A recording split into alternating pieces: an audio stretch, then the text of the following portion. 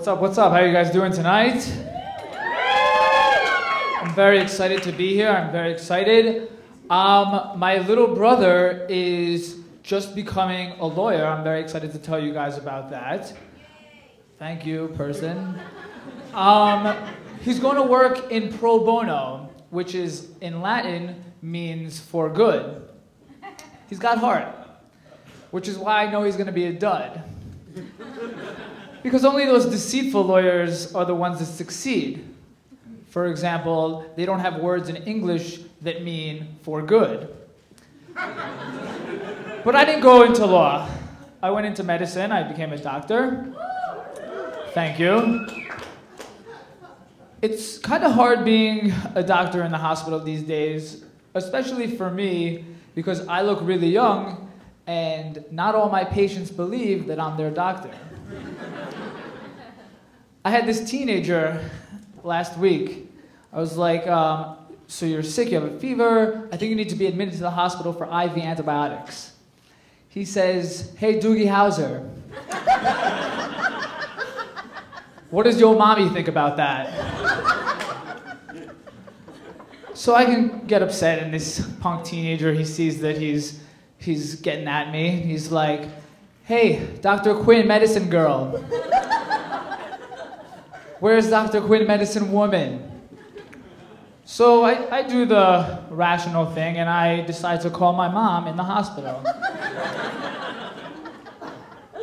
I should mention that my mom is a doctor, and I don't speak to my mom. I have my mom on the phone with this teenager.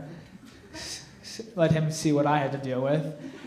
A few minutes later, he starts crying, asking me for the IV antibiotics. Thanks, Mom. A lot of people don't like doctors that smoke cigarettes. They're hypocrites. Why should I listen to you? You're not making healthy lifestyle choices. I'm not going to do the same. All right, I'm okay with that. But I don't really like doctors that are obese. Not because of the healthy lifestyle choices. I just feel bad for the patients, because nobody likes it when fat people touch them. I may not be fat, but I have my own shortcomings as well. I failed the universal test to become a surgeon. You guys know that one. So I didn't become a surgeon, but I don't think that my patients enjoy when I give them rectal exams. Most patients. So I just wanted to share with you what goes on from the other side, from the doctor's side of when we do the rectal exam. You know, we have to double glove up, put on the Surgilube. We use the word lube, I don't know why. And then I put my finger up there, reach as far as I can. And then the most awkward part of this whole thing is not when I pull out afterwards and have to examine this man's shit in front of his face. It's when I have to hand him a rag to towel off all the Vaseline that's in his ass. Now, believe me, that is the step that you do not want to miss. Because if you do, the patient puts his pants back on, and I'm trying to explain to him about what medications he has to take. But what about all the Vaseline that's in your ass? And he starts squishing and squirming around as I'm trying to explain to him, and there's lube going down the side of his leg. But I've always liked comedy more than I liked science. So when I had to pick my field in medicine, when I had to specialize, I decided to pick the funniest field that I could think of, which is why I became a pediatric radiologist.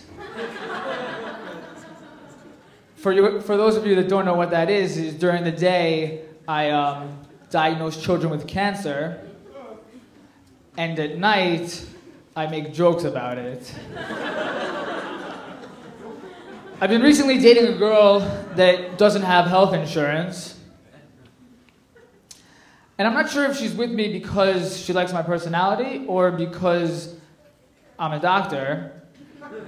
But I'm okay with it because the sex is phenomenal. She likes to use toys. She really gets into the props, the toys. Last week, we were fooling around, and she's like, "Why don't you break out your stethoscope?" And I get all intrigued. I'm like, "Oh, where do you want me to put it?" She says, "On my back, listen to my lungs."